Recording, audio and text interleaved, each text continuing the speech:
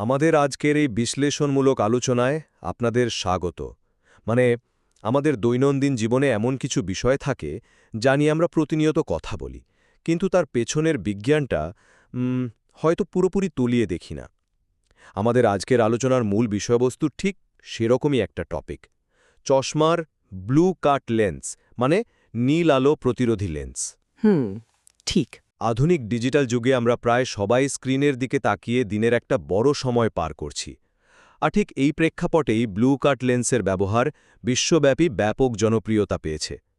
তো আমাদের মূল প্রশ্ন হল, এই ব্লু কাট লেন্সের ব্যবহার কি আসলেই বিজ্ঞানভিত্তিক এবং আমাদের চোখের সুরক্ষার জন্য অপরিহার্য, নাকি এটা নিছকই একটা বাণিজ্যিক প্রতারণা বা স্ক্যাম? আমরা আমাদের উৎস উপাদানের থাকা বিভিন্ন গবেষণা আর বিশেষজ্ঞের মতামতের ভিত্তিতে এই বিষয়টা আজ গভীরভাবে বিশ্লেষণ করব। একেবারে চমৎকার একটা প্রেক্ষাপট তৈরি করেছেন আপনি। মানে এই বিষয়টা নিয়ে সাধারণ মানুষ থেকে শুরু করে চিকিৎসকদের মধ্যেও বেশ বিভ্রান্তি আছে। একদিকে যেমন ডিজিটাল স্ক্রিনের ক্ষতিকর প্রভাব নিয়ে সতর্কতা বাড়ছে, অন্যদিকে ব্লু কাট লেন্সের মার্কেটিং বা বিপণন কৌশলে অনেক সময় বিজ্ঞানকে একটু বেশি অতিরঞ্জিত করে উপস্থাপন করা হচ্ছে। আমরা আজ বৈজ্ঞানিক তথ্য উপাত্তের আলোকে এই দাবির সত্যটা যাচাই করব। তো এই আলোচনায় আমার মূল অবস্থান হল ব্লু কাট লেন্সের একটা সুনির্দিষ্ট ও জোরালো বৈজ্ঞানিক ভিত্তি রয়েছে, যা আমাদের চোখ এবং আমাদের জৈবিক ঘড়ি বা সার্কাডিয়ান রিদমকে রক্ষা করতে কার্যকর ভূমিকা পালন করে। আর আমি সম্পূর্ণ ভিন্ন একটা দিক থেকে আসছি।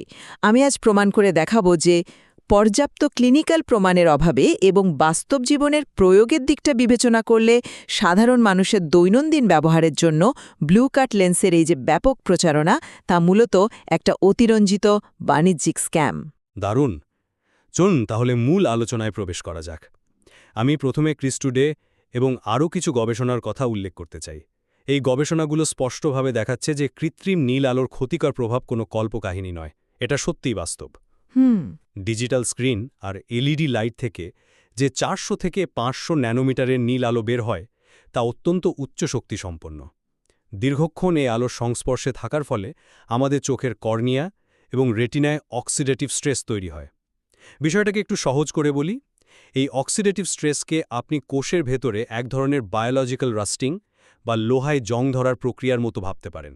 আচ্ছা। গবেষণা দেখা গেছে এই নীল আলো কোষের ভেতরে রিঅ্যাক্টিভ অক্সিজেন স্পিসিস বা আরওএস তৈরি করে। এই আরওএস অনেকটা উচ্ছৃঙ্খল দর্শনার্থীর মতো, যারা কোষের স্বাভাবিক কার্যক্রমকে ব্যাহত করে। শুধু তাই নয়, রাতের বেলা স্ক্রিন থেকে আসা এই নীল আলো আমাদের মস্তিষ্ককে বিভ্রান্ত করে এবং মেলাটোনিন হরমোন নিঃসরণে বাধা দেয়। আর মেলাটোনিন হলো সেই মাস্টার হরমোন যা আমাদের ঘুমের চক্র নিয়ন্ত্রণ করে। সুতরাং বিজ্ঞানসম্মতভাবে তৈরি ব্লু কাট লেন্স ব্যবহার করা একটা অত্যন্ত যৌক্তিক এবং প্রতিরোধকমূলক ব্যবস্থা। আপনার ব্যাখ্যার ধরনটা আমার খুব ভালো লেগেছে, বিশেষ করে জং ধরার অ্যানালজিটা। কিন্তু আমি বিষয়টিকে একটু ভিন্ন বাস্তবতার আলোকে দেখতে চাই। আপনি গবেষণাগারের যে অক্সিডেটিভ স্ট্রেস বা কোষের ক্ষতির তত্ত্বটির কথা বললেন, তা মূলত কৃত্রিম পরিবেশের উপর ভিত্তি করে তৈরি। চলুন আমরা American academy of ophthalmology, college of optometrists এবং ককব্রেন রিভিউয়ের মতো শীর্ষস্থানীয় সংস্থাগুলোর ডেটার দিকে তাকাই। আপনি কি জানেন, ডিজিটাল স্ক্রিন থেকে যে পরিমাণ নীল আলো আমাদের চোখে আসে, তা সূর্যের আলো থেকে আসা নীল আলোর তুলনায় প্রায় 30 গুণ কম তীব্র? হ্যাঁ, কিন্তু একটু শেষ করি। International commission on non ionising radiation protection বা ICNIRP, তারা আলোর তীব্রতার উপর ভিত্তি করে যে সুরক্ষা মানদণ্ড তৈরি করেছে, সেখানে ডিজিটাল স্ক্রিনের আলোকে রিস্ক গ্রুপ 0 বা সম্পূর্ণ ঝুঁকিমুক্ত হিসাবে সংজ্ঞায়িত করা হয়েছে। বিষয়টা অনেকটা এমন, আপনি যদি প্রতিদিন সমুদ্রে সাঁতার কাটেন, তাহলে বাসায় ফিরে 1 ফোঁটা কলের জল আপনার গায়ে পড়লে তা নিয়ে চিন্তিত হওয়ার কোনো কারণ নেই। আমাদের দৈনন্দিন ব্যবহৃত স্ক্রিন থেকে নির্গত নীল আলো রেটিনার ক্ষতি করার জন্য প্রয়োজনীয় মাত্রার ধারে কাছেও নেই। তাই তাত্ত্বিক ক্ষতির কথা বলে এই লেন্সের ব্যাপক বাণিজ্যিকরণ আমার কাছে একটা ভয় দেখিয়ে ব্যবসা করার প্রতারণা বলেই মনে হয়। আমি বুঝতে পারছি আপনি কেন সূর্যের আলোর সাথে তুলনা করে এমনটা ভাবছেন। দিনের বেলায় সূর্যের আলো নিয়ে আমাদের কোনো সমস্যা নেই, কিন্তু সমস্যাটা শুরু হয় যখন আমরা দিনের শেষে টানা ৮ থেকে ১০ ঘন্টা ল্যাপটপ বা মোবাইলের স্ক্রিনের দিকে তাকিয়ে থাকি। চোখের ক্লান্তির ব্যাপারটা বলছেন তো? একদম। চলুন আমরা প্রথমে চোখের ক্লান্তি বা ডিজিটাল আই স্ট্রেইনের বাস্তব সমস্যাটি নিয়ে কথা বলি। যারা প্রতিদিন কম্পিউটারের সামনে বসে কাজ করেন তাদের চোখের ওপর যে চাপ পড়ে তা তো আমরা অস্বীকার করতে পারি না, তাই না? লিনের ২০১৭ সালের গবেষণা এবং একটা সায়েন্টিফিকের ২০২৪-এর গবেষণায় স্পষ্টভাবে উঠে এসেছে যে হাই ব্লক বা উচ্চমাত্রার নীল আলোর প্রতিরোধী লেন্স ব্যবহারকারীদের চোখের ক্লান্তি এবং ব্যথা উল্লেখযোগ্যভাবে কমেছে। শুধু তাই নয়, এই গবেষণায় দেখা গেছে মায়োপিক এবং অ্যামেট্রপিক রোগীদের ক্ষেত্রে এই লেন্স ব্যবহারের ফলে তাদের কন্ট্রাস্ট সেন্সিটিভিটি উন্নত হয়েছে। Contrast sensitivity. হ্যাঁ, মানে হলো স্ক্রিনের ব্যাকগ্রাউন্ড থেকে টেক্সট বা লেখাকে আলাদা করে চেনার ক্ষমতা বেড়েছে, যার ফলে চোখের ও পেশির ওপর চাপ কমে। এর পাশাপাশি যখন ব্লু ভায়োলেট ফিল্টারের সাথে +0.40 ডায়োপ্টার যুক্ত করে লেন্স তৈরি করা হয়, তখন তা চোখের ফোকাসিং পেশির অতিরিক্ত চাপ কমাতেও সাহায্য করে। এটিকে আপনি স্রেফ বাণিজ্যিক স্ক্যাম বলে উড়িয়ে দিতে পারেন না, এর পেছনে অপটিক্যাল ফিজিক্স কাজ করছে। আমি একটু থামাই আপনাকে। আপনার শেষ পয়েন্টটা কিন্তু খুবই ইন্টারেস্টিং। আপনি যে +0.40 ডায়োপ্টার যুক্ত করার কথা বললেন, সেটা তো মূলত একটা হালকা পাওয়ারের ম্যাগনিফাইং গ্লাস বা রিডিং গ্লাসের মতো কাজ করছে। চোখের পেশি কি আরাম দেওয়ার কাজটা তো ওই পাওয়ারটা করছে, নীল আলোর ফিল্টার নয়। এবার আসি চোখের ক্লান্তির মূল বৈজ্ঞানিক প্রমাণে। আপনি কি ডক্টর সুমির সিং পরিচালিত ডাবল মাস্কড র্যান্ডমাইজড কন্ট্রোলড ট্রায়ালের ফলাফলটি দেখেছেন? হ্যাঁ, আমি দেখেছি। সেখানে ১২০ জন স্ক্রিন ব্যবহারকারীর ওপর পরীক্ষা চালানো হয়েছিল। কাট লেন্স পড়ছেন। এটা করা হয় যাতে কোনো সাইকোলজিক্যাল বায়াস বা মানসিক প্রভাব ফলাফলে না আসে। তাদের চোখের ক্লান্তি মাপার জন্য ক্রিটিক্যাল ফ্লিকার ফিউশন ফ্রিকোয়েন্সি বা সিএফএফ নামের একটা বস্তুনিষ্ঠ সূচক ব্যবহার করা হয়েছিল। জিনিসটা সহজে বোঝাতে গেলে অনেকটা ক্যামেরার ফ্রেম রেটের মতো। আপনার চোখ যখন ক্লান্ত থাকে তখন একটা দ্রুত ফ্লিকার বা কাঁপতে থাকা আলোকে আপনার স্থির মনে হয়। এই সিএফএফ টেস্টে দেখা গেছে ব্লু কাট লেন্স এবং সাধারণ লেন্সের মধ্যে চোখের ক্লান্তি কমানোর ক্ষেত্রে কোনো পার্থক্য নেই, জিরো ডিফারেন্স। কিন্তু ব্যবহারকারীদের ব্যক্তিগত শুনুন, আমেরিকান একাডেমি অফ অপথ্যালমোলজি স্পষ্ট করে বলেছে ডিজিটাল স্ক্রিন ব্যবহারের সময় চোখের ক্লান্তির মূল কারণ নীল আলো নয়, বরং স্ক্রিনের দিকে একটানা তাকিয়ে থাকার ফলে চোখের পলক কম ফেলা। স্বাভাবিক অবস্থায় আমরা মিনিটে প্রায় ১৫ বার চোখের পলক ফেলি, কিন্তু স্ক্রিনে তাকিয়ে থাকার সময় আমরা অনেকটা জম্বির মতো তাকিয়ে থাকি। পলক ফেলার হার নেমে আসে ৫ বারে। এর ফলে চোখ শুষ্ক হয়ে যায়। এটা গাড়ির ওয়াইপার বন্ধ রেখে বৃষ্টিতে গাড়ি চালানোর মতো অবস্থা। এর সমাধানে চিকিৎসকরা 20-20-20 নিয়মের কথা বলেন। প্রতি ২০ মিনিট পরপর ২০ ফুট দূরের কোনো বস্তুর দিকে অন্তত ২০ সেকেন্ড তাকিয়ে থাকা। এর জন্য দামি ব্লু কাট লেন্স কেনার কোনো বৈজ্ঞানিক যৌক্তিকতা তো আমি দেখছি না। আপনার ডাবল মাস্কড ট্রায়ালের পয়েন্টটা আমি মানছি এবং পলক ফেলার মেকানিজমটাও একদম সঠিক, কিন্তু একটু প্র্যাকটিক্যাল দিক থেকে ভেবে দেখুন। আপনি যখন একটা খুব গুরুত্বপূর্ণ স্প্রেডশিট নিয়ে কাজ করছেন বা কোনো কোডিংয়ে ডুবে আছেন, তখন কি আসলে আপনার মনে থাকে যে ২০ মিনিট পার হয়েছে এবং এখন আমাকে ২০ ফুট দূরে তাকাতে হবে? সেটা হয়তো কঠিন, কিন্তু 20-20-20 নিয়মটি তাত্ত্বিকভাবে চমৎকার হলেও বাস্তবে এটা মেনে চলা ভীষণ কঠিন। মানুষ প্যাসিভ বা স্বয়ংক্রিয় একটা সমাধান চায়। চোখের ক্লান্তির বহুমাত্রিক দিক রয়েছে।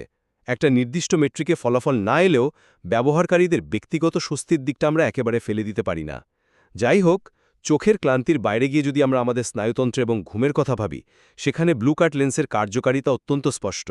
আপনি নিশ্চয়ই একমত হবেন যে আমাদের চোখের রেটিনায় থাকা আইপিআরজিসি কোষগুলো নীল আলোর প্রতি ভীষণ সংবেদনশীল। হ্যাঁ, ফটোসেন্সিটিভ গ্যাংলিয়ন সেলগুলোর কথা বলছেন। ঠিক, এই কোষগুলোকে আপনি আমাদের শরীরের সার্কাডিয়ান রিদমের মাস্টার সুইচ হিসেবে ভাবতে পারেন। রাতের বেলায় যখন আমরা স্ক্রিনের দিকে তাকিয়ে থাকি, তখন এই নীল আলো সরাসরি মস্তিষ্কের পিনিয়াল গ্রন্থিকে সংকেত দেয় যে এখনও দিন আছে, সূর্য ডোবেনি, ফলে মেলাটোনিন উৎপাদন কমে যায়। গবেষণায় দেখা গেছে অ্যাম্বার টিন্টেড বা রাতে ব্যবহারের জন্য বিশেষ ব্লু কাট লেন্স ইনসোমনিয়া বা অনিদ্রা রোগীদের ঘুম উল্লেখযোগ্যভাবে উন্নত করে। এমনকি এই লেন্স মাইগ্রেনের আক্রমণের সংখ্যাও কমায় বলে প্রমাণিত হয়েছে। প্রতিদিন ঘুমের ওষুধ বা পেইনকিলার খাওয়ার বদলে শুধুমাত্র একটা লেন্স ব্যবহারের মাধ্যমে যদি মাইগ্রেন এবং ইনসোমনিয়া প্রতিরোধ করা যায়, তবে সেটা চিকিৎসা বিজ্ঞানের একটা দারুণ নন ফার্মাকোলজিক্যাল সমাধান।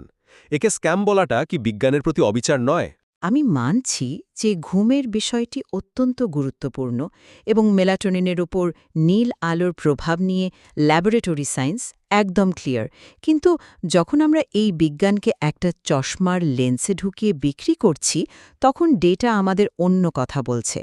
চলুন ২০২৫ সালে ফ্রন্ট নিউরোলজি জার্নালে প্রকাশিত একটা মেটা অ্যানালিসিসের দিকে নজর দেওয়া যাক। সেখানে ৩টি ক্রসওভার ট্রায়ালের ডেটা বিশ্লেষণ করা হয়েছে। ৪৯ জন অংশগ্রহণকারীর ঘুম মাপার জন্য তাদের হাতে সরাসরি অ্যাক্টিগ্রাফি ডিভাইস পরানো হয়েছিল। অর্থাৎ এখানে রোগীকে জিজ্ঞেস করা হয়নি যে আপনার ঘুম কেমন হলো, বরং মেশিনের মাধ্যমে একেবারে নিখুঁতভাবে মাপা হয়েছে। ফলাফল কী ছিল জানেন? ব্লু কাট লেন্স ব্যবহারের ফলে ঘুমোতে যাওয়ার সময় বা স্লিপ অনসেট ল্যাটেন্সি গড়ে কতটুকু কমেছে? মাত্র ৪.৮৬ মিনিট।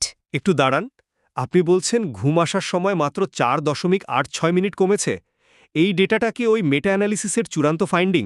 ভেবে দেখুন, মাত্র ৫ মিনিটেরও কম সময় এবং মোট ঘুমের সময় বাড়ানোর ক্ষেত্রে এই লেন্সের প্রভাব পরিসংখ্যানগতভাবে তাৎপর্যপূর্ণ ছিল না। এখন আপনার কাছে আমার প্রশ্ন, মাত্র ৫ মিনিট আগে ঘুম আসার জন্য কি আপনি এটাকে একটা জাদুকরী সমাধান বলবেন? আরও একটা বড় সমস্যা হল, বাজারে সাধারণ মানুষ সচরাচর যে ব্লু কাট লেন্সগুলো কেনেন তা মাত্র ১০-২৫% নীল আলো ফিল্টার করতে পারে। মানুষের ঘুমের চক্রে একটা বড় ধরনের পরিবর্তন আনার জন্য এই ফিল্ট্রেশন মোটেও যথেষ্ট নয়। আপনি যদি সত্যি কার্যকর মাত্রায় নীল আলো আটকাতে চান, তবে লেন্সের রং হতে হবে গাঢ় কমলা বা অ্যাম্বার। এখন আপনিই বলুন, সাধারণ মানুষ কি মুভি দেখার সময় সবকিছু কমলা রঙের দেখতে চাইবেন? রঙের স্বাভাবিক দৃশ্যমানতা পুরোপুরি নষ্ট হয়ে যায় এতে। তাই সাধারণ স্বচ্ছ ব্লু কাট লেন্স দিয়ে মেলাটোনিন রক্ষার যে মার্কেটিং করা হয় তা বাস্তবসম্মত নয়। ৪.৮৬ মিনিটের এই পরিসংখ্যানটা সত্যি ভাববার মতো। আমি স্বীকার করছি যে সাধারণ মানুষের কাছে ৫ মিনিট হয়তো খুব বড় কিছু নয়, তবে আমি বিষয়টাকে একটু অন্যভাবে উপস্থাপন করতে চাই। যারা ক্রনিক ইনসোমিনিয়ায় ভোগেন তাদের কাছে এই ৫ মিনিট বা ১০ মিনিটের একটা নন ফার্মাকোলজিক্যাল সুবিধা কিন্তু অনেক মূল্যবান। তাছাড়া মেটা অ্যানালাইসিসের কথা যা বললেন, সেখানে অংশগ্রহণকারী সংখ্যা ছিল খুবই কম, মাত্র ৪৯ জন। এত ছোট স্যাম্পল সাইজ থেকে বড় পরিসরে চূড়ান্ত উপসংহার টানাটা হয়তো একটু তাড়াহুড়ো হয়ে যাবে। কিন্তু ডেটা তো ডেটাই। বিষয়টি থেকে সরে এসে রেটিনার দীর্ঘমেয়াদী ক্ষতির বিষয়টি নিয়ে একটু গভীরে আলোচনা করি, বিশেষ করে শিশুদের ক্ষেত্রে। শিশুদের চোখ প্রাপ্তবয়স্কদের তুলনায় অনেক বেশি সংবেদনশীল। তাদের চোখের প্রাকৃতিক লেন্স একদম স্ফটিকের মতো স্বচ্ছ থাকে। গবেষণায় দেখা গেছে একজন ৭০ বছর বয়সী মানুষের তুলনায় একটা শিশুর চোখে প্রায় ২৫ গুণ বেশি ৪০০ ন্যানোমিটারের ক্ষতিকর নীল আলো প্রবেশ করে। গবেষণাগারে আমরা স্পষ্টভাবে দেখেছি নীল আলো রেটিনাল পিগমেন্ট এপিথেলিয়াম কোষের মাইটোকন্ড্রিয়ায় অক্সিডেটিভ স্ট্রেস তৈরি করে এবং ডিএনএ এর ক্ষতি করে। এই কোষগুলোর মধ্যে লিপোফিউসিন নামক একটা উপাদান, যাকে কোষের ভেতরের আবর্জনা বলতে পারেন, তা জমা হয়। নীল আলোর সংস্পর্শে এলে এই লিপোফিউসিন কোষের মৃত্যু ঘটাতে পারে। দীর্ঘমেয়াদে এই প্রক্রিয়া বয়সজনিত ম্যাকুলার ডিজেনারেশন বা এএমডি ত্বরান্বিত করতে পারে। যেহেতু আজকের দিনের শিশুরা দিনের বেশিরভাগ সময় স্ক্রিনের সামনে কাটায়, তাই ভবিষ্যতের অন্ধত্ব থেকে বাঁচতে আগাম সতর্কতা হিসেবে ব্লু কাট লেন্স ব্যবহার করা অত্যন্ত যৌক্তিক পদক্ষেপ। বাবা মা এই কথা শুনলে ভয় পেয়ে ব্লু কাট লেন্স কিনে আনবেন, কিন্তু বাস্তব দুনিয়ার প্রমাণের সাথে এই ল্যাবরেটরি গবেষণার বিস্তর ফারাক রয়েছে। আপনি গবেষণাগারের যে পরীক্ষার কথা বলছেন, সেগুলো গ্যাগনের ২০২৩ সালের একটা বিশাল রিভিউতে খুব সুন্দরভাবে খণ্ডন করা হয়েছে। গ্যাগনে এবং তার দলের রিভিউতে ৭২৭টি গবেষণার বিশ্লেষণ করা হয়েছে। এর মধ্যে মাত্র ১৯টি গবেষণায় আপনার বলা ওই নীল আলোর তাত্ত্বিক ক্ষতির কথা বলা হয়েছে। কিন্তু সবচেয়ে চমকপ্রদ বিষয় কি জানেন? এই ক্ষতিগুলোর পরীক্ষা কিভাবে করা হয়েছিল? আমি যতদূর জানি সেগুলো সেল কালচার বা প্রাণীদেহের ওপর করা হয়েছিল। ঠিক তাই। পরীক্ষাগুলো করা হয়েছিল ইঁদুর বা ওই জাতীয় প্রাণীর ওপর। ইঁদুর মূলত নিশাচর প্রাণী। তাদের চোখের গঠন মানুষের মতো নয়।